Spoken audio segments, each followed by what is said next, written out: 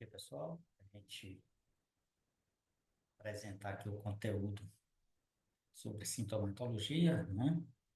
E é um conteúdo que tem uma aplicação prática imediata, né? Desde que a gente saiba o que que é sintoma, né? E o que são sinais, dois conceitos chaves aqui da sintomatologia, tá? Bom, o nome já indica, né? Sintomatologia estuda de sintomas e sinais, tá? Para quê, né? Visando você identificar, diagnosticar e, evidentemente, corrigir o problema, né? Bom, os sintomas por si, né, eles indicam, né, mas não é determinístico 100% de certeza, pessoal. Por quê? Porque tem sintomas, bom, sintomas, então, é a manifestação da doença, tá? Lá, mais especificamente, em uma determinada parte da planta, na folha, no caule, ou na raiz, tá? Isso aí é sintoma na planta. Mas a gente pode entender sintoma também como num contexto mais geral, ou seja, como é que a doença está lá no campo, como é que os sintomas estão distribuídos, melhor dizendo, no campo, né? E isso também é uma informação importante, né? Quando a gente olha uma folha específica, um detalhe, você está analisando uma amostra do todo, né? Que é importante, claro, né? Mas também para determinado tipo de doença, determinado tipo de problema, a observação da distribuição no campo te dá muita informação. A gente vai perceber isso ao longo dessa aula, tá? Isso por quê? Porque sintomas, como eu falei, não são específicos, determinísticos. Eu tenho uma lesão na folha, né? Pode ser A, B, C, D. Da mesma forma que se eu perguntar, eu for no médico, estou com dor de cabeça, estou com um sintoma de dor de cabeça, qual o meu problema? Ele vai te dizer, olha, sei lá, tem 400, 500 sintomas que é comum aí, a dor de cabeça é um sintoma comum a centenas de problemas. Então, aqui também, da mesma forma que na medicina, só lembrar que fitopatologia, doença de planta, vamos dizer assim, é medicina aplicado ao reino animal, né? Ou ao reino vegetal, melhor dizendo, tá? Então, algumas coisas são comuns. Claro que não tanto os sintomas, você pode ter uma lesão na folha, e a quantidade de opções, né, de diagnose são menores do que uma dor de cabeça, que é extremamente genérico, né? Mas a gente tem, né, realmente sintomas que são comuns, né? Diferentemente também da entomologia, que você vê o animal ali fazendo a ação na hora, pelo menos boa parte, né? Entomologia também tem situações, por exemplo, cigarrinha, ela faz a alimentação e sai. Então, você não vai ver ali na hora, mas sim, boa parte, né? Problema de inseto, você vê lá, né? E inseto é mais fácil, visual, ou no máximo uma lupinha que você utiliza para algum detalhe que auxilie na identificação, mas de qualquer maneira, insetos são mais tranquilos. No caso aqui, doença, você tem algumas que são realmente bastante comuns, né? Há uma lesão fúngica, você tem vários, três, quatro, cinco, né, que são meio parecidos, né? Mas tem, é claro que tem detalhezinho, e tem a questão também da distribuição. Em relação à distribuição, por exemplo, você pode ter um sintoma de um problema radicular qualquer, vamos ser nematóide de galha, né, que ataca ali, você não está vendo, você está, a parte aérea, o que que pode dar? Qual o sintoma que pode dar? Quer dizer, além da galha, mas se você não arrancar, você vai ver deficiência mineral, tá? Olha, mas deficiência mineral, você falou que é o nematóide causou. O nematóide causou a infecção que dificultou a absorção de nutrientes, então, como consequência de nutrientes minerais, como consequência da menor absorção de água e nutrientes minerais, você pode ter uma deficiência mineral mesmo tendo adubada, né? Mas qual a diferença, então, para a deficiência mineral, que realmente é deficiência mineral, que você não colocou lá, né? Bom, a nível de lavoura é mais simples, né? Porque quais são as opções? Hoje em dia isso é mais difícil, mas antigamente ainda poderia ocorrer isso. Por exemplo, o cara vinha adubando e plantando lá numa grande cultura, soja, milho, né? Então vamos dizer que entope lá um canalzinho que ele colocaria o adubo ali na linha de plantio. E lá na frente, vamos dizer que o cara antigamente você tinha um rabicheiro, né, que chamava, o cara ficava olhando, monitorando, dava um problema, ele a corrigia. Então acontecia muito, você vinha e numa linha não caiu o adubo, e lá na frente o cara corrigia e deixava de ter o problema. Mas aí você vê isso, o desenho no campo, claramente, né? É claro, se você pegasse aquela amostra naquela linha lá com deficiência mineral, só uma planta, só uma amostra, e levar o cara e não pegar para um técnico, deficiência mineral. Tudo bem, tá certo, mas ou se você pegar uma sintoma de uma nematóide, se pegar uma planta isolada e não ter o contexto, você pode dizer, olha, pode ser nematóide, pode ser deficiência mineral. Que é uma deficiência mineral, pode ser de nematóide, pode ser de uma bactéria que causa galha também, pode ser de um fungo que causa galha, né, que pode comprometer. Mas aí, no caso de doença, você não teria esse tipo de padrão de distribuição no campo. Você teria o que a gente chama sintoma em reboleira. Por quê? Porque o nematóide não vai estar 100% em grandes talhões. Você pode até contaminar toda uma área, mas a área é pequena. Se você for, por exemplo, em canteiro de hortaliça, sei lá, de 1 m por 10, então o nematóide, por ser de solo, ele pode se distribuir em 10 metros por toda a área, então ter sintomas basicamente em todas as plantas ali, e mesmo assim, mesmo num canteiro de 10 metros, eu acho que dificilmente você teria nesse canteiro 100% de ataque, porque mesmo 10 metros, o nematóide ele não anda ali por baixo da raiz, né? Então, de qualquer maneira, teria uma distribuição agregada ou mais limitado, né? Diferentemente de doenças da parte aérea, principalmente aqueles que têm uma alta disseminação de esporo pelo ar, né? Como as ferrugens em geral. Então, as ferrugens, geralmente, você não tem um ataque em reboleira, principalmente na fase que a doença já está de evolução da doença no campo, né? Talvez bem no início mesmo, né? Teria que ser um ataque, você pegar da sorte, né?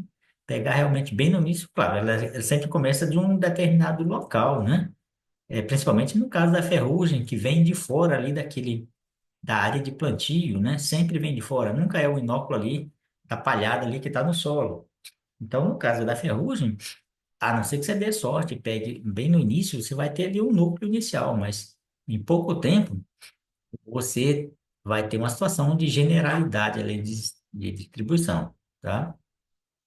Então, assim, eu já estou me referindo a isso, já estou contextualizando, então, a questão de sintomas ser importante, não só o detalhe que a gente vai mostrar aqui nos slides, né, de sintomas, mas também lá no campo, né, quer dizer, lá no campo é que é a prova dos 9, né, pessoal, é que tira a dúvida. A gente tem que entender isso também. A gente mostra aqui slides com sintoma, mas não substitui. A gente tem que ter essa informação que está na literatura técnica, que a gente também está colocando aqui, né? A diagnose melhor é a diagnose que a pessoa vai no campo. Eu me lembro que a Embrapa, uma época, tinha um programa de diagnose, mas que você fotografava, mas você respondia várias questões.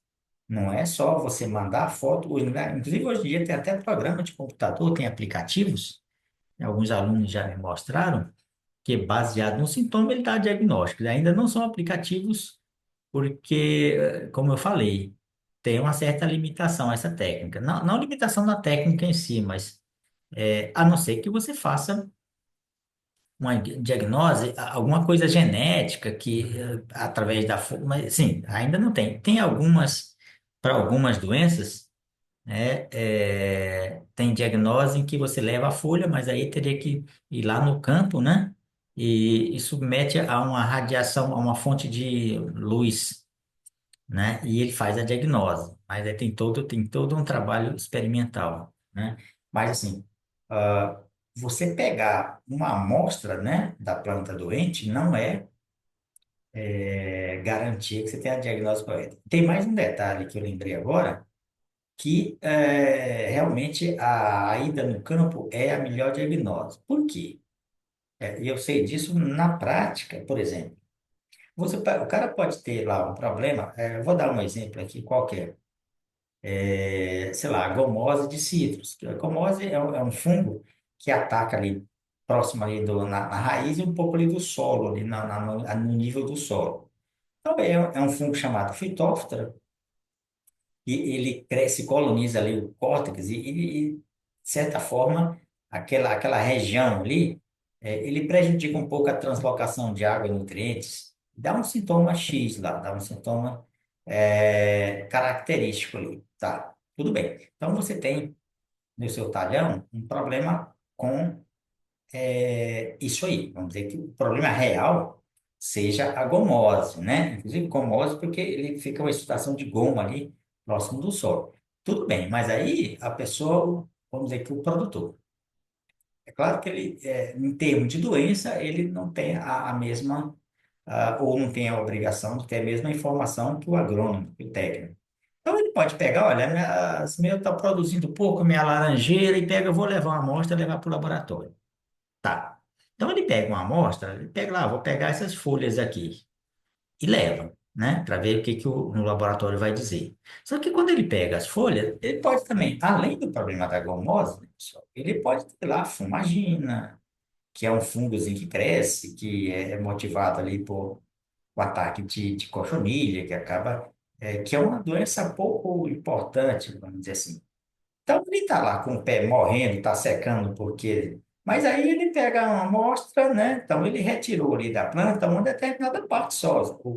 O técnico não está lá no campo vendo o que eu estou descrevendo aqui. Ele simplesmente foi o produtor, né? E pegou a amostra e levou para o laboratório. Bom, se for só essa informação aí, pessoal, o laboratório vê lá a folhinha que estava com fumagina, dá diagnóstico, ó, seu problema foi fumagina, é só aplicar lá um inseticida X, o fungicida X, que vai resolver mais um inseticida, né? Controle do inseto sugador, tudo bem. Então, o laboratório está errado? Eu acho que não, né? Na amostra que estava lá, que foi enviada, ele te deu a diagnose correta. Só que esse não era, né? Problema nunca. Bom, então o que que pode acontecer, né? Vamos continuar especulando, imaginando, né? Então, o que pode acontecer? O cara recebe lá do jornal, fumagina, então é só aplicar o fungicida, o cara aplica, bom, a fumagina dá aquela uma fuligem lá, uma espécie de fuligem. Então, ele pode até, né, parar de ter aquele problema da fuligem na folha, mas o problema, talvez o principal, seja a fitóftora que está ali próximo do solo. E aí, é que evidentemente que a medida de controle não foi para isso, não vai funcionar. Então, daqui a um certo tempo, né, aquele pé vai morrer. Diz, nossa, mas eu mandei, foi diagnosticado pelo laboratório, né? Não tem como, foi analisado em microscópio e tal, não tem, né? Só que é aquela história, né? O laboratório estava errado? Não estava, né? Só que no campo foi amostrado uma parte que não representava o verdadeiro problema, o problema mais grave. A fumagina dá uma camadinha ali, a planta dá um impactozinho, mas de pouco, não vai chegar, né? A matar. Agora, a fitóftora pode matar. Então, é mais um caso, eu dou esse exemplo prático, esse depoimento prático, né? Que é mais uma questão de sintoma, muitas vezes é uma parte do problema, mas aí você tem. É, é claro que quando a gente fala em sintoma do ponto de vista técnico, incluiria também a distribuição do sintoma e a verificação correta, né? Uma espécie de hierarquização dos problemas. Que isso só pode ser feito, né? Se o técnico vai no campo. Então, o que eu quero dizer em resumo é que laboratório, pessoal, não substitui, embora às vezes tenha uma imagem que, vamos dizer assim, uma boa imagem, e, né, claro, o laboratório funciona, mas eu digo assim, não substitui, porque o laboratório, ele já tem que funciona, desde que haja um pré-julgamento. Por exemplo, nesse caso, o cara leva a fumagina, alguém tem que garantir que o cara mostrou o problema realmente lá da lagoa dele, se foi esse o problema principal. Né? Então, não é que o laboratório, como eu falei, está errado, mas você tem que ter um acompanhamento técnico para garantir que aquela informação que foi levada, aquele contexto que foi levado para o laboratório, é o problema principal, tá? Então, não é a questão do laboratório que está errado ou de diagnóstico errado, é falta de acompanhamento técnico, né?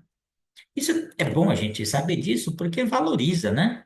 A nossa profissão, valoriza o acompanhamento técnico. A gente, muitas vezes, a gente acha que o laboratório vai substituir pode até substituir em algumas coisas, mas tem que, em algum momento, alguém dar uma verificada ali, né? Tá bom?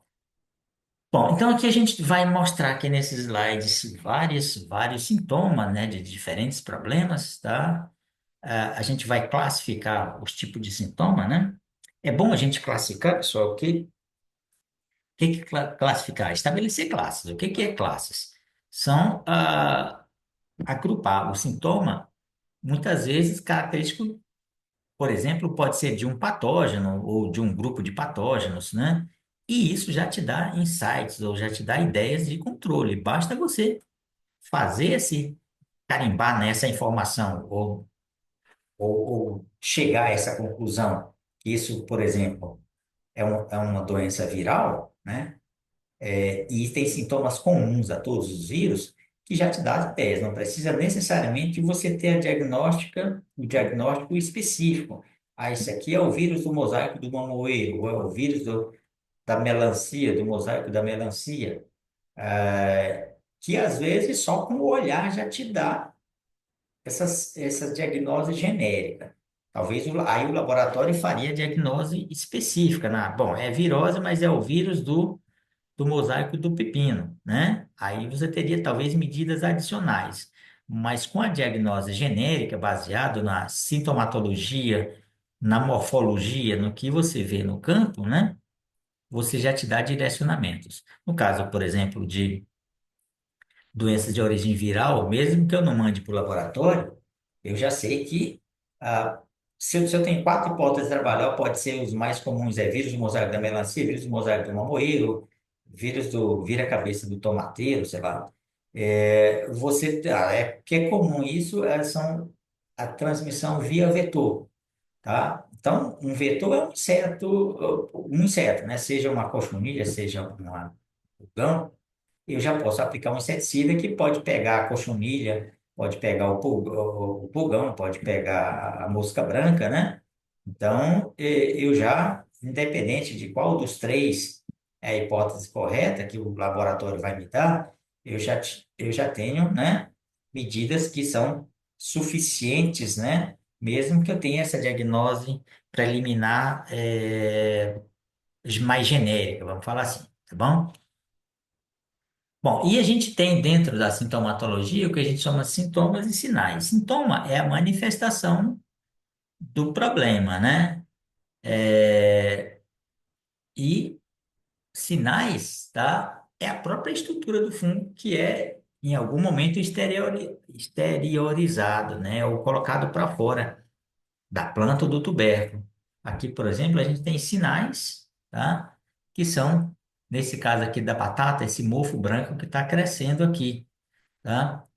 Então, o patógeno estava colonizando a parte interna, né? E num determinado momento ele emergiu aqui, geralmente na fase de multiplicação, de frutificação desse fruto, né? Ou de reprodução, melhor dizendo, desse fruto, que ele esteriliza para quê? Para produzir os seus esporos. A sementinha é para ser disseminado por um agente qualquer, a chuva, ou o contato direto de um tubérculo com outro, ou o vento, né, que passa aqui e leva as estruturas microscópicas, os esporos, né, que são microscópicos. Então, geralmente estão na fase reprodutiva do fungo, né, principalmente do fungo, é que há essa emergência para a superfície, tá? Então, isso aqui é um sinal. Sintoma, a gente vai mostrar vários ali. Aqui é outro sinal, aqui no caso, aqui, eu estou mostrando aqui. Isso aqui é uma doença chamada esclerótio Wolfs, né? Tem um crescimento micelial e aqui vocês têm umas bolinhas aqui meio amareladas, que são estruturas de sobrevivência, né? Chamado esclerócio, né? E o fungo produz porque quando esse feijoeiro foi coletado, esses esporos ele pode permanecer no solo aqui durante vários anos. Depois, quando houver alguma planta hospedeira que cresça aqui, ele vai induzir a germinação desse escleróide, produção de, então, mais inóculo. Bom, então você tem sintomas, sinais. Ah, você tem outro conceito, que é o que a gente chama de quadro sintomatológico, né? Que é a sequência que ocorre, né, de sintomas durante o desenvolvimento da planta, ou seja, é a evolução no tempo da doença, né?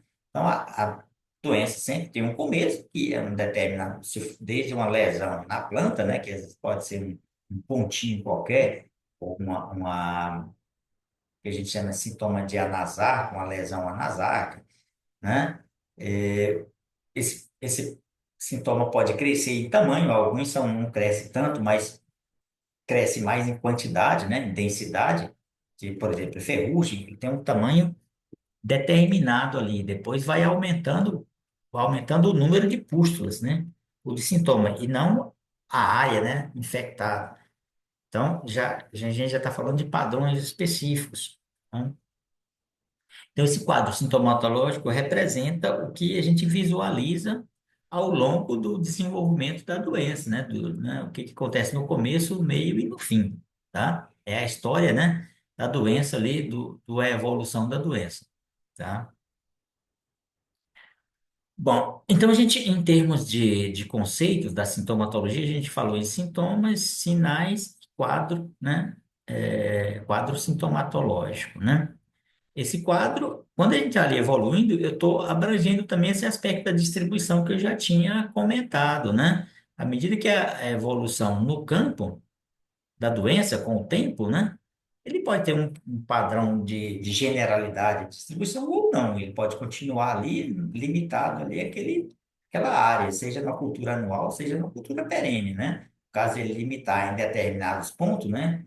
A gente chama de distribuição em reboleira ou agregada, né? Se esse se esse problema ele evolui para ter distribuição generalizada em pouco tempo, né? Você pode perceber, se você der sorte em acompanhar desde o começo, você vai ter uma infecção inicial em reboleira, num determinado canto, e logo em seguida, sei lá, 2 semanas, você já tem aí uma distribuição generalizada. Então, isso é um quadro sintomatológico, né? Bom, vamos classificar doenças aí de acordo com três critérios, né? Em cada um desses critérios, você tem determinado, então, classes de sintoma, baseado nesses critérios, tá? Então, você tem sintomas classificados quanto à localização do patógeno em relação aos sintomas, você tem classificação de sintomas quanto à alteração que ele produz, né, naquela planta, e quanto ao processo ou estrutura afetada, tá? Quanto a esse primeiro critério, né, localização dos sintomas, a gente tem os sintomas primários e sintomas secundários, tá? Duas classes aí nesse primeiro critério.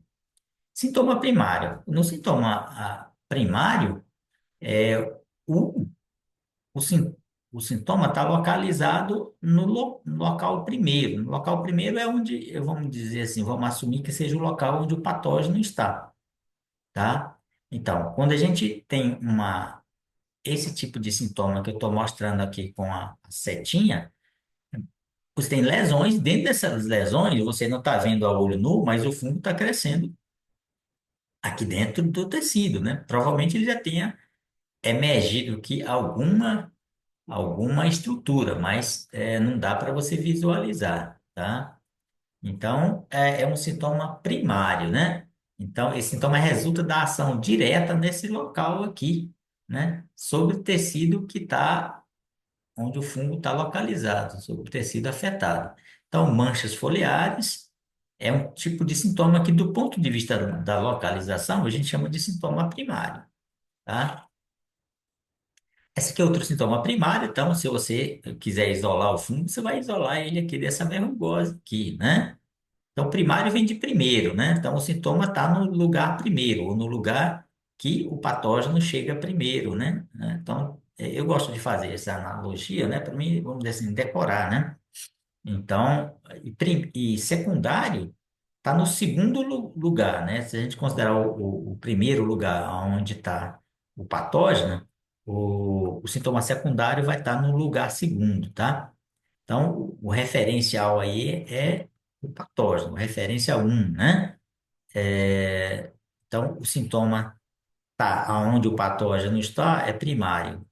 Se o sintoma está num local que não está o patógeno, ou não é que não é bem isso, né? Mas em que eu não estou visualizando o patógeno, então é um sintoma secundário. Tá, então, lesões, verrugose, sintomas primários quanto à localização. E secundário? Secundário, a gente está vendo aqui uma folha aqui de pimentão, né, com bactéria, mas o que você vê visualizando aqui, você não tem nada que indique que o patógeno está aqui, ou na superfície, não tem nada, não tem mancha aqui, não tem nada. Quer dizer, e realmente no caso de Ralstonia, ele vai estar, é uma bactéria que infecta o sistema vascular, penetra pela raiz, e ele pode, ele tá lá dentro, você poderia até visualizar, mas se você cortar aqui a nervura, dificilmente você pode ver aqui no caule, tá? Na folha, provavelmente não tenha tanta colônia de bactéria aqui. Mas assim, enfim, o que você está vendo, nada indica que o patógeno esteja aqui, né? Aí você tem aqui essa mancha de Sclerotium rolfs. Esse aqui ainda mais, Sclerotium rolfs é um fungo, ele penetra pela raiz, ele, às vezes você visualiza alguma coisa no caule aqui, algum crescimento externo, mas você veria o sinal. Mas o que você está vendo aqui, basicamente, é um reflexo, né, daquele ataque aqui além do ponto um, do local um, né, onde o patógeno está. Então, você está vendo aqui amarelecimento, esse pé de algodão, ele está enfesado, né, ele está menor do que um algodão que não tem o problema, tá? Então, é um sintoma secundário ou reflexo também é chamado, né? Então, o que você vê é subdesenvolvimento, o que você vê aqui é planta menor. Você não está vendo um tecido com uma mancha, que é onde estaria o fungo. Você vê também, mas nesse caso aqui, você poderia, na verdade, ter sintomas primários. Qual o sintoma primário? Se você visualizar, aqui não está mostrando o slide, mas certamente o fungo poderia estar crescendo aqui na parte de baixo e mostrando sintomas e sinais, né? Principalmente sinais, melhor dizendo, né? Você veria aqui um mofo branco e esclerócios, tá? Então, na mesma planta, dependendo do critério, depende da minha visão, do meu campo de visão, eu posso ter sintomas primários e o sintoma secundário seria esse aspecto aqui de murcha, né? Da parte aérea e amarelecimento. No caso, amarelecimento, como fungo quando ele cresce aqui na parte de baixo, ele vai, de certa forma, reduzir o fluxo de água e nutrientes para a parte aérea, então resultando em sintomas reflexos ou secundários. Bom, então quanto a esse primeiro critério, então vamos voltar, nós temos então sintomas primários aí, né? Onde você tem a manifestação do sintoma no mesmo local onde está o patógeno, no mesmo órgão, e principalmente na mesma lesão. E você tem um sintoma secundário, né? Que você tem, e nesse caso da planta, você tem sintoma secundário e sintoma primário. Claro que o slide aqui não está mostrando o sintoma primário, tá? Bom, quanto à alteração produzida, né, no hospedeira. Então, de que forma o hospedeira é alterado? Então, só tem duas maneiras, provocando mudança de hábito, né? Ou provocando o que a gente chama de sintomas lesionais, tá? Bom, sintomas lesionais, a maioria, já mostrei alguns desses aqui, já, né? Esse aqui também, de acordo com, voltando aqui ao sintoma primário, se eu considerar como critério a alteração produzida, eu posso dizer que esse aqui é um sintoma lesional, tá, pessoal? Uma lesão do tipo mancha foliar. Aqui também pode ser, se a gente adotar o critério de que tipo de alteração é produzida, pode ser um sintoma lesional, tá? Então, ou seja, aqui a gente já dá para entender que a gente muda os critérios e para o mesmo sintoma, eu posso dar uma denominação de acordo com o critério, né? Se aqui for a localização, eu digo que aqui é um sintoma primário. Se o critério que eu adotar for o tipo de alteração produzida, eu digo que aqui é um sintoma lesional, tá? Bom, então só para... Esse aqui é um sintoma habitual, né? Quanto à alteração produzida. Então, habitual por quê? Esse aqui é o hábito, você está vendo aqui, dá para, não precisa muita, né? Aqui já dá, no visual dá para ver, né? Há um impacto, um envassouramento aqui da planta, né? Claro que intuitivamente a gente já percebe que não está normal aqui, né? Não é o padrão que a gente conhece de uma planta que a gente diz que está sadia, tá? Aqui também, né? Para quem conhece bastante do pé de manga, normalmente não é tão densa aqui essa quantidade de folhas aqui, de folíolos, né? Melhor dizendo, de flores, né? Melhor dizendo, de folhas não, de flores, né?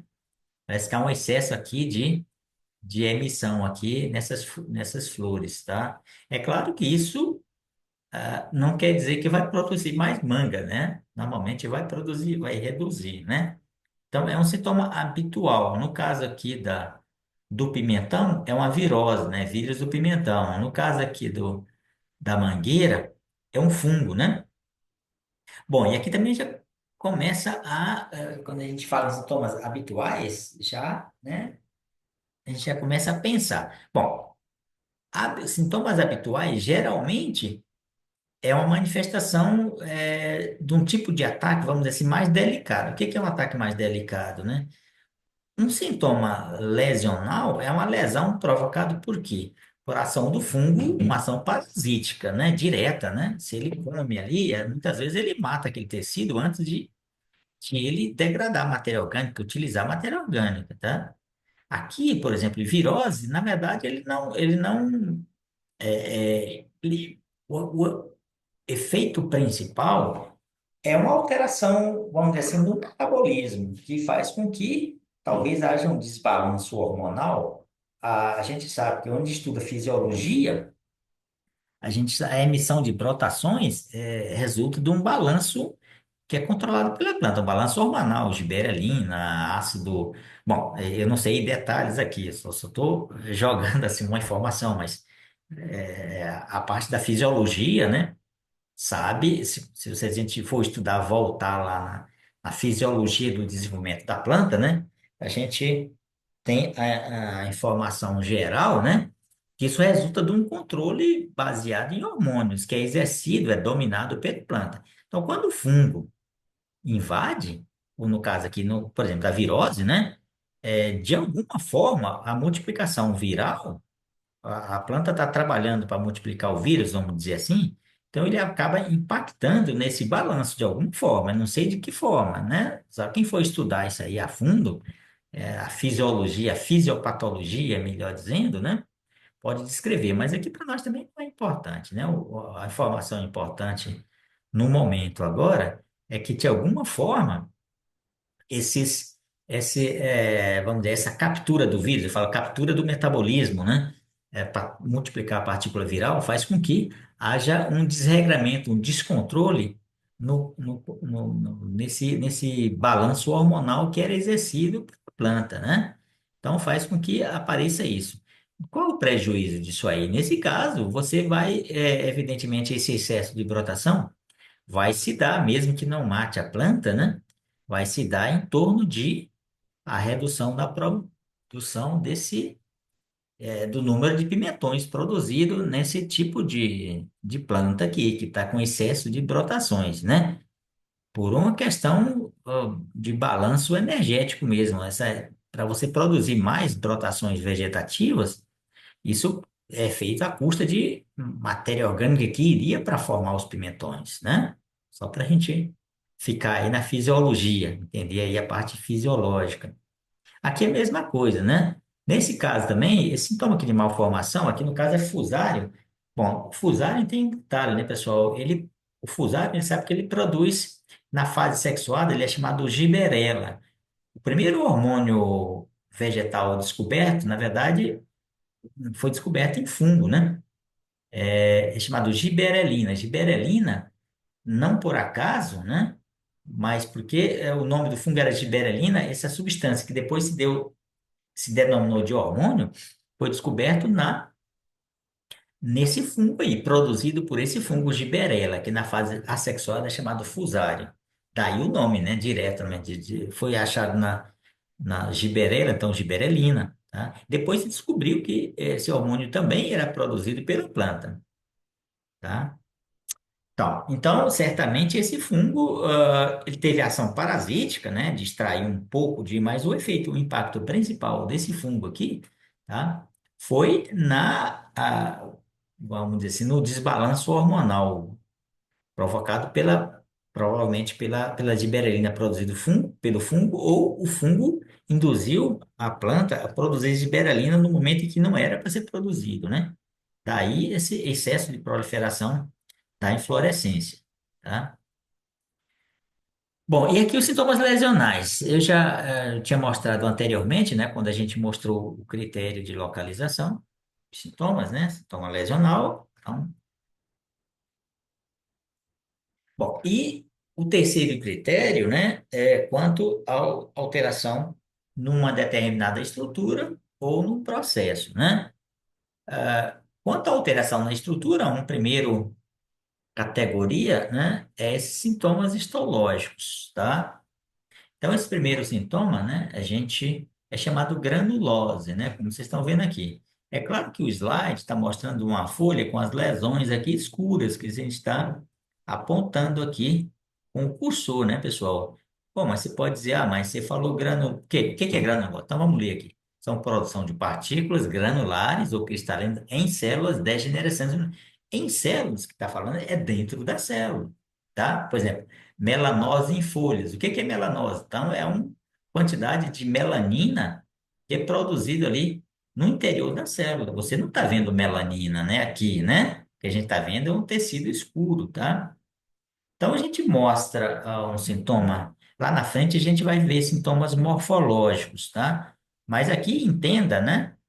Vamos assumir que a gente está vendo aqui é o interior das células, a gente está vendo esses grânulos aqui, né, de melanina, que não é verdade, mas a gente tem que fazer esse exercício mental, né, pessoal?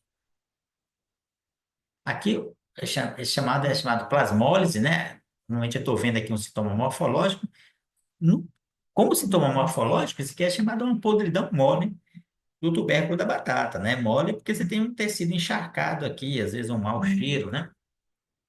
Mas eu estou mostrando o slide dizendo que isso aqui é plasmose, mas quando digo, eu já estou informando para vocês que vocês têm que fazer uma ideia mental, né, que vocês estão vendo o interior da célula, tá? E o que é plasmólise, né? A perda de água do interior da célula para os espaços intercelulares, né? Devido, certamente, a um efeito aqui do fungo na seletividade da membrana citoplasmática que resulta nessas podridões moles que se a gente fizesse aqui uma tratamento, vamos dizer assim, microbiológico, fizesse um emblocamento e colocasse no microscópio para visualizar dentro, né?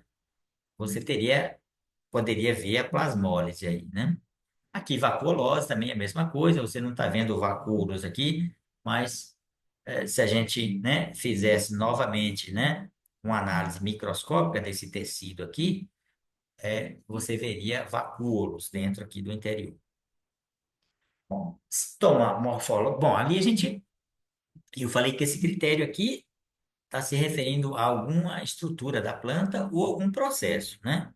Então, nesse caso aqui, desses que a gente falou aqui, ó, dos sintomas histológicos, eu dei três sintomas dentro dessa categoria, que são alterações na estrutura, né? No critério estrutura.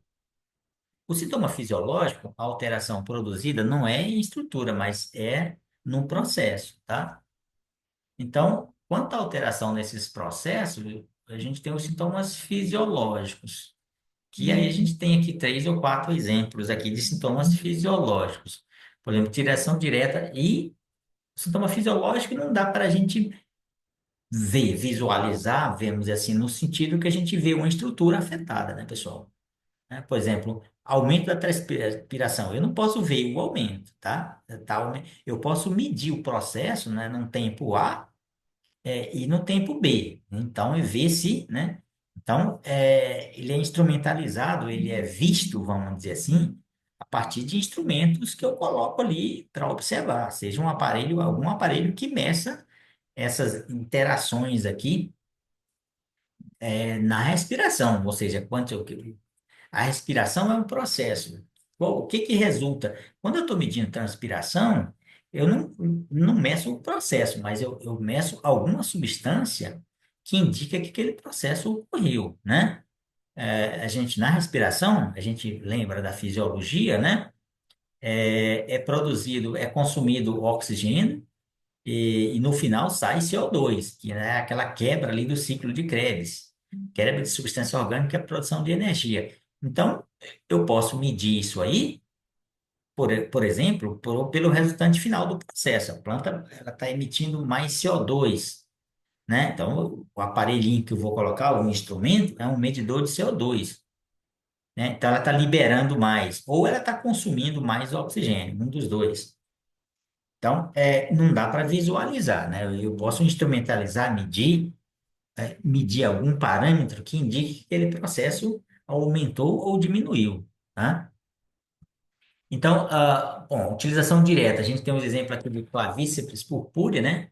Que causa o sintoma aqui em centeio, né? Que é chamado o esporão, né? Aí você está. Agora, o processo é a utilização direta, mas é claro que você vê um parâmetro indicando que houve alteração, né? Que é esse aspecto aí de esporão, tá? Por exemplo, a gente pode ver também galha em grãos em carvão, né? Do trigo ou do milho, né?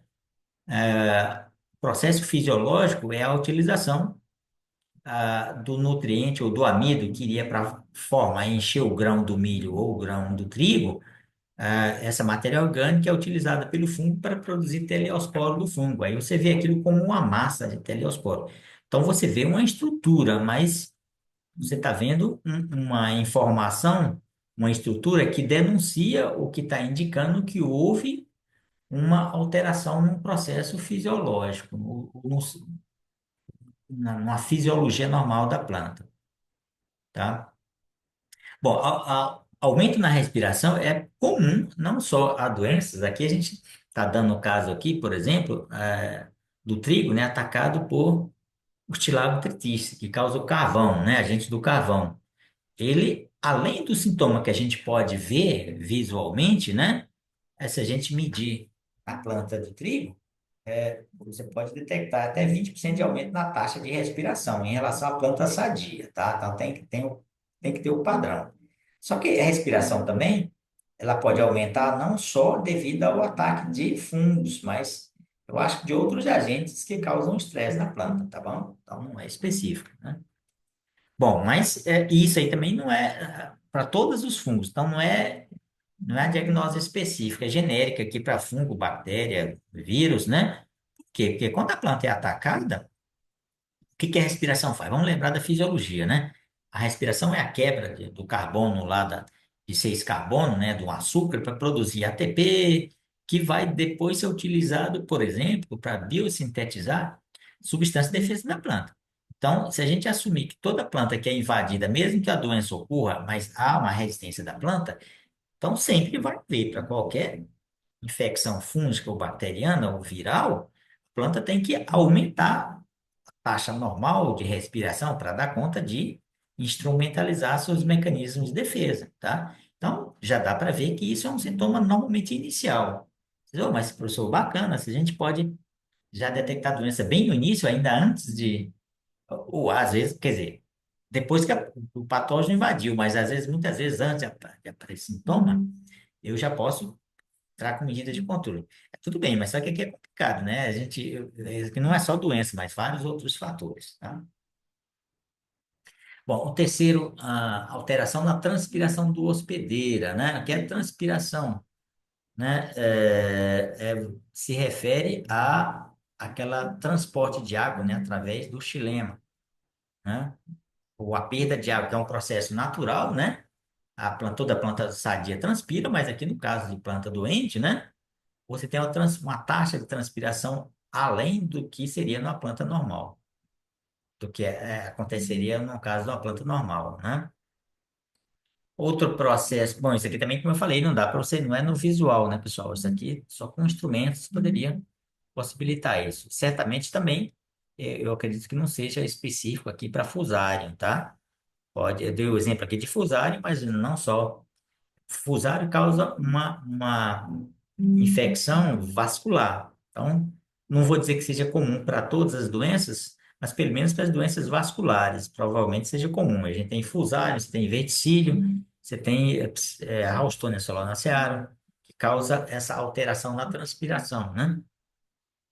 Interferência no processo de síntese. E aqui a gente dá um exemplo aqui, por exemplo, qual é o exemplo aqui? Vamos, Ralstonia solanacearum, em tomateiro, né? Quer dizer, Ralstonia solanacearum ele provoca também, provavelmente, aumento da transpiração, mas do ponto de vista, não só aumento na transpiração, mas pode provocar também um acúmulo aqui de melanina. Ah, dá para ver isso lá na planta quando eu vou. Dá para ver lá no campo, mas desde que eu peço, a gente pega um canivete, né? Corte ali. E se a gente já tem um padrão formado, né, numa planta sadia que não esteja murcha, a gente compara. É claro que a gente pode fazer isso lá no campo também, melhor lá no campo, né?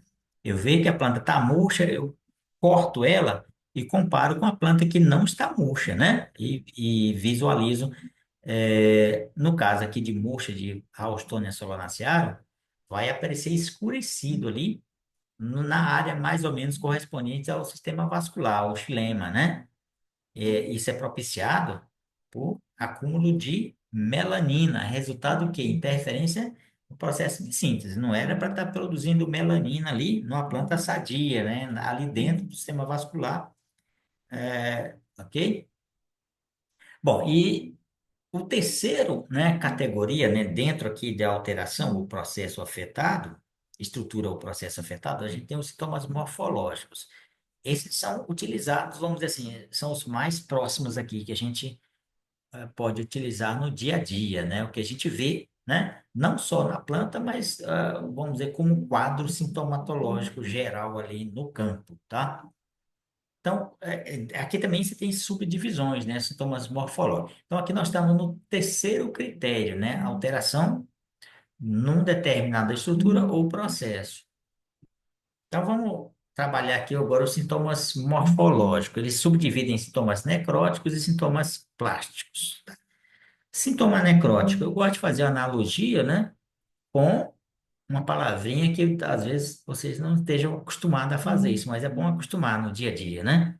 Se a gente for num hospital, o que que é o necrotério? O necrotério é um local, né? Quando a pessoa morre, você leva as pessoas para lá, né? E o que que tem a ver isso com sintoma necrótico? Eu vou chegar lá, né? Bom, se a gente for olhar no dicionário etimológico, vai dizer lá, necrotério, tem a ver com morte, tá? Processo morte, tá bom? Para ser sucinto, né?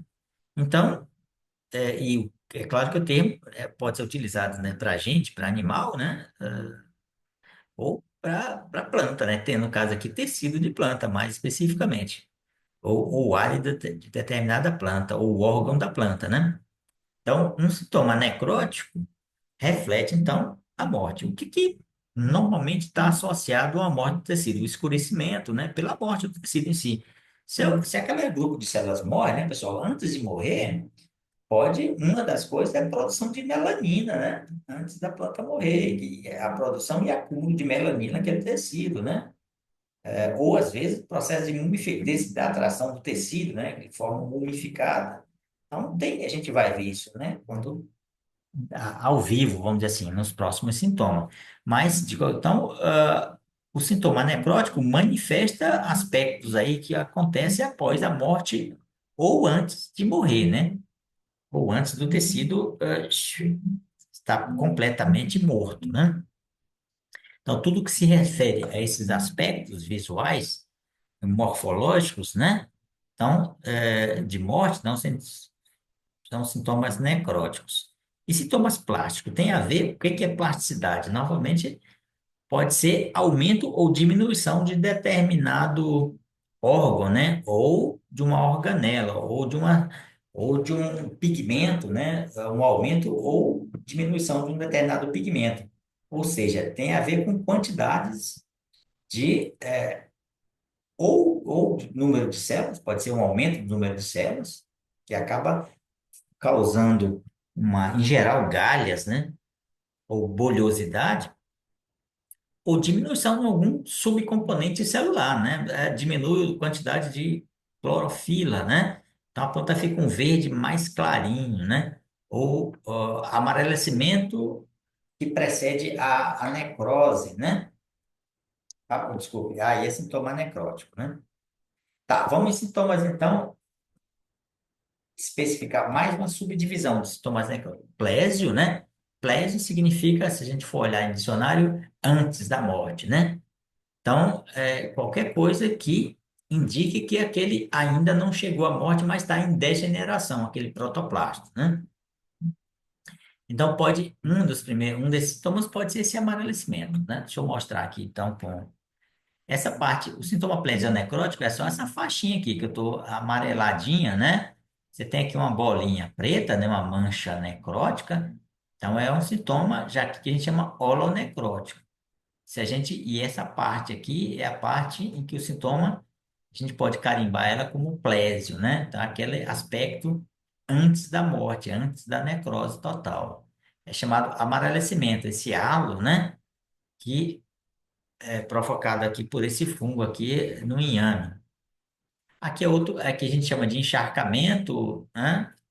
É o míldio, que é o míldio da videira, né? Você vê que aqui o protoplasma não está, essa parte mais amarela, esmaecida aqui, vamos dizer assim, né? Aqui o, o protoplasto aqui, essa região celular não está morta ainda. Ela pode ser que ela complete, morra, pode ser, deve morrer, né? Com o tempo, né? Aí você tem a murcha também. É um sintoma, esse aspecto aqui é um sintoma que antecede a degradação ou morte completa aqui desse tecido aqui diretamente afetado, né? Isso aqui é uma murcha de Ralstonia solanacearum ou de Fusarium, né? Bom, e sintomas holonecróticos. Holo é quando é aquele aspecto em que o negócio já morreu, né? O tecido já morreu. Então a gente pode ter esse aspecto aqui de cancro, né? Esse cancro, por que que a gente chama de cancro? Porque aquele parece que afundou o tecido, é uma região, tem uma região bem delimitada, né? Parece que um inseto comeu aqui, mas é diferente um pouco do que quando o inseto come, né? Então, esse aqui pode ser causado por cancro, né? É, nesse caso aqui, de citros, né? É o cancro Xanthomonas, tá? Na folha, tá? E no caso aqui do caule, é Rhizoctonium. Então, é um tecido holonecrótico, a necrose já está completada, né? Aqui é o sintoma de crestamento, tá? Aqui é o sintoma de tombamento, a necrose, tecido necrótico, esse aqui, né? Como o tecido já morreu, ele parece que ele sofreu essa desidratação, ficou mais fininho, então a planta tombou, né? Então, é um sintoma holonecrótico. Esse aqui é sintoma também de tecido, escaldadura, esse sintoma aqui não está bom, né? De Xanthomonas, é um sintoma holonecrótico, o tecido já morreu. Estrias também, sintoma holonecrótico, esse avermelhamento aqui de pseudomonas, né? Que é uma bactéria na cana-de-açúcar. Tem sintoma de gomose, então, sintoma de morte celular, de holonecrótico, né? Essa exudação de goma aqui. Gomose aqui do abacaxi, a gomose do melão, né? Esse do abacaxi é um fungo, Fusarium, aqui é didimela, né? Outro fungo também. Você tem essa reação de mancha. No caso do sintoma necrótico, é só essa parte holonecrótica, é só essa parte escura aqui, né, pessoal? Essa parte aqui é uma manchinha meio amareladinha, é o sintoma plésio, né, anterior à necrose, tá? Então, essa é a mancha de cercosporiose do pimentão, a mancha de alternária da couve chinesa. Aqui também sigatoca. Você tem o sintoma necrótico, que está dentro aqui da categoria de sintoma holonecrótico, mas ele tem as duas coisas. Sintoma holonecrótico é tecido mais escuro. Essa parte mais amarelada, essa pontinha aqui mais amarelada, esse aqui, por exemplo, esse aqui o tecido não está completamente necrótico, né? Sintoma plésio necrótico, tá? Mancha anelar, etc. Morte do ponteiro, né? O ponteiro é esse raminho, a ponta do ramo aqui. Então, é esse tecido escuro, né? Tá um tecido, sintoma necrótico, né? Se a gente for subdividir mais, holonecrótico, tá?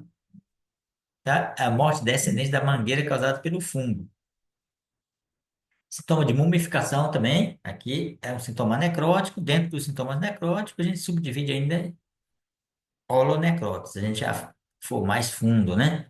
Holonecrótico.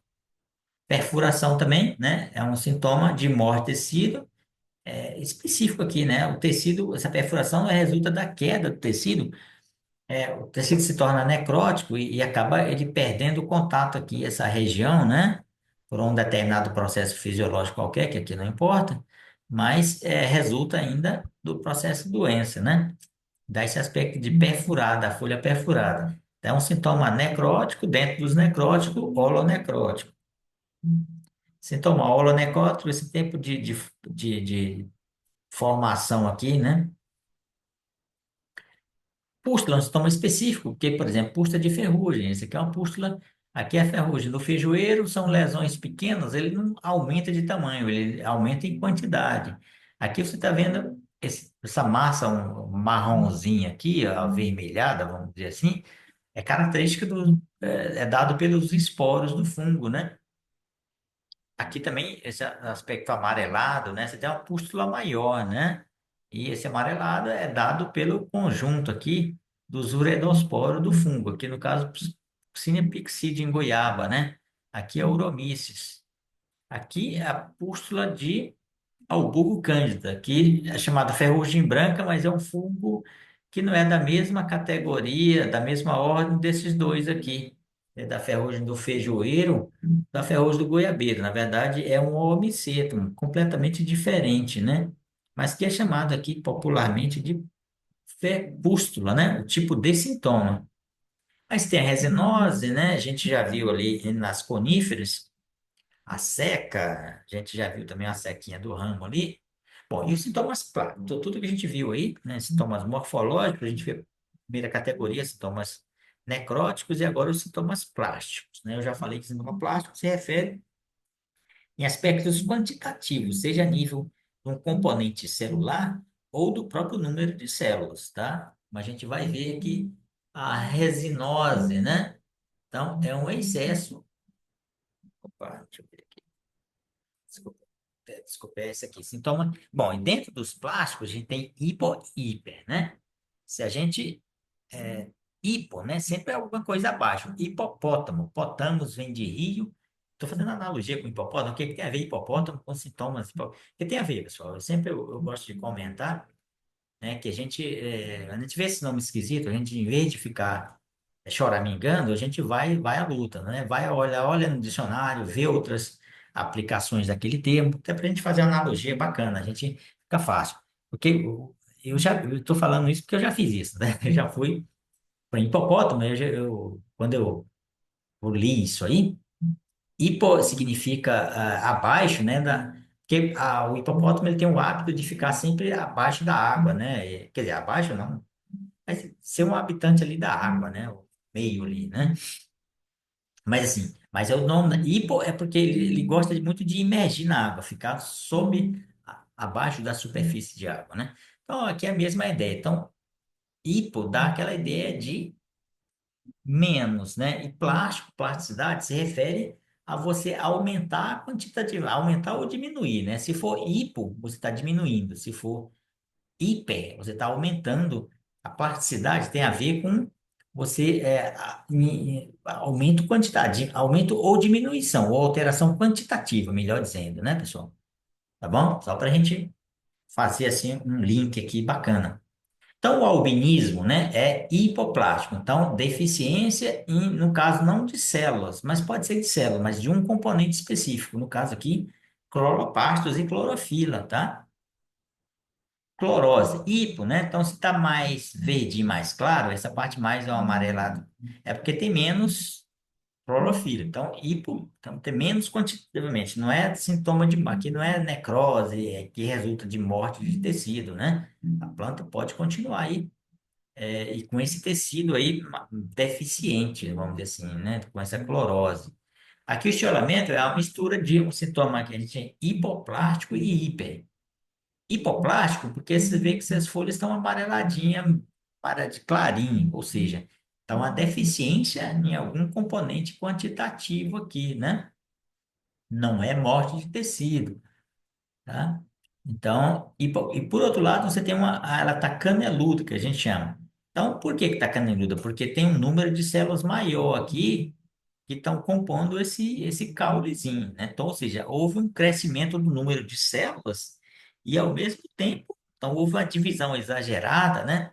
No número de células, então aumentou o tamanho, mas, por outro lado, houve uma diminuição aqui do número de clorofila e cloroplastos. Então, o estiolamento é uma mistura aqui de um sintoma hipo e hiperplástico. Enfesamento, né?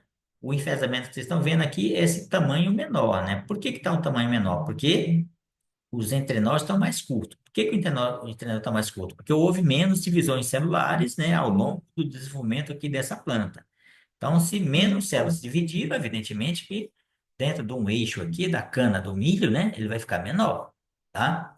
Então, enfesamento. Então, isso aqui não está relacionado à morte, quer dizer, até a planta pode até morrer, mas o que eu estou vendo aqui é um enfesamento, é uma diminuição na multiplicação celular, tá?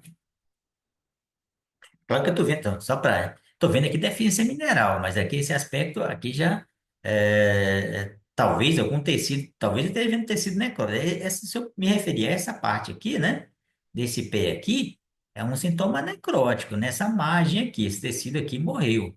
Mas quando eu te mostro o slide, eu tô apontando aqui a extensão do tamanho especificamente, tá? Então, às vezes, a mesma imagem, pessoal, eu posso ter diferentes sintomas de acordo com o meu olhar, de acordo com o critério que eu estou utilizando, de acordo com o ponto que eu estou amostrando, tá? Então, eu estou falando em fezamento, mas isso aqui não faz, por exemplo, esse tecido necrótico aqui, essa folha necrótica, não é tecido necrótico, é um sintoma. Estou me referindo nesse slide aqui especificamente ao tamanho, a parte de dimensão aqui, tá? Só para esclarecer. Bom, mosaico, tá? Então, é um sintoma aqui também, né? Plástico, né? Então, você tem, e nos dois, nessa parte aqui de mais amarela, mosaico, é uma mescla, né? De tecido de áreas que a gente chama cloróticas, que é um verde mais clarinho, né? Com áreas normais, um verde, por exemplo, essa aqui, né? Um verde normal, né? Onde eu estou apontando aqui, e você vem aqui áreas aqui, um verdinho mais claro, tá? Certo? Aqui um verde mais normal, vamos dizer assim, e aqui ao redor aqui, um verde mais claro. Então, essa parte mais clara se dá pela deficiência, né, de clorofila. Aqui a roseta, né, é um sintoma, que eu já estou dentro deixa eu ver só, enfesamento, tá? Essa roseta aqui há um encurtamento, né, dos entrenós. Então, eles ficam agrupados, né, formando essas rosetas. Bom, sintoma hiper, então agora é o acréscimo, né? Da plasticidade, né? O acréscimo em quantidade.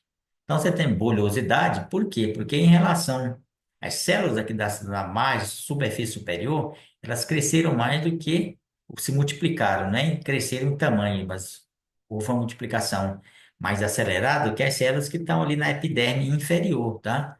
Então acabou dobrando, né?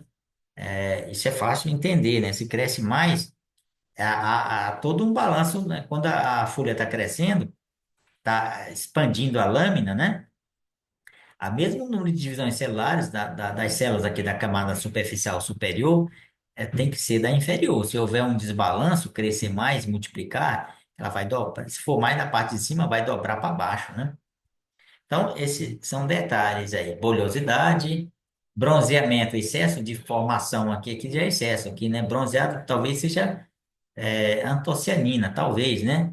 Que produziu esse em geral é antocianina, que dá esse avermelhamento, né? Que aí no caso aqui da videira. Encarquilhamento também, é o mesmo detalhe da bolhosidade, né? Aqui é pinastia, né? Então, deve a rápida expansão da superfície da folha ou desses órgãos, fasciação também é outro aspecto aqui desse crescimento exagerado, né? Ou de proliferação de células aqui na base, que não é normal. Galha, né? Você tem dois tubérculos aqui, então o excesso, nesse caso aqui dessas galhas, podem ser por nematóides ou agrobacterium tumefaciens. Na verdade, tem três grupos, né, de patógenos que causam galha, né? Você tem a Meloidogene, que são os nematóides de galha, que a gente chama Agrobacterium tumefaciens, causa galha em algumas plantas, como roseira, por exemplo. E você tem ainda a Plasmodiófora brassica, que causa galhas, por exemplo, em plantas aqui da família aqui das brássicas, tá? Então aqui você tem uma galha aqui do quiabeiro, né, de nematóides, tem uma galha aqui da videira, né, por Agrobacterium vitians, e você tem aqui no caso aqui em brócolis, você tem nematóide galha, você tem mais uma, deixa eu ver, na próxima slide, não, mas você tem também Plasmodiófora brassica, não está aqui no slide, mas ele causa galha também, que é um fungo, né? Então, ou seja, um fungo, bactéria e nematóide causam galhas. Superbrotamento aqui no caso é a vassoura de bruxa, que é um fungo, né? A causa esse que não é uma situação normal no cacaueiro, né? Eu sei que a maioria. O que que é superbonta? Esse número aqui de emissões florais aqui, maior do que o normal. Verrugose, né? Há uma erumpência, uma emergência, né? Daquele tecido. Você passa o dedo aqui, a gente sempre que está caroquento, né? Que a gente chama, né? Ou seja, é um excesso de crescimento aqui nessa parte superficial aqui da casquinha aqui da laranja, né? É um fungo. Então, do ponto de vista, né, do critério que a gente está adotando, é um sintoma hiperplástico, né? Aqui também mais crescimento, né, superficial, lixa do coqueiro, verrugose do maracujá, verrugose ou sarna da batata. Aí você tem sinais. O que que são sinais? A gente já mostrou ali nos primeiros slides, né? Então não tem mais muito o que acrescentar aqui. O sinal pode ser uma estrutura do patógeno, que a gente vê isso, eu mostrei em ferrugem, aquele aspecto amarelado que eu falei que era dos uredosporos, ou o cheiro também, no caso a podridão abacaxi em cana-de-açúcar, né?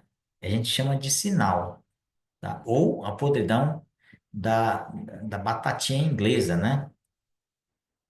Bom, e a gente encerra aqui a nossa aula de hoje. Então, até a próxima, pessoal.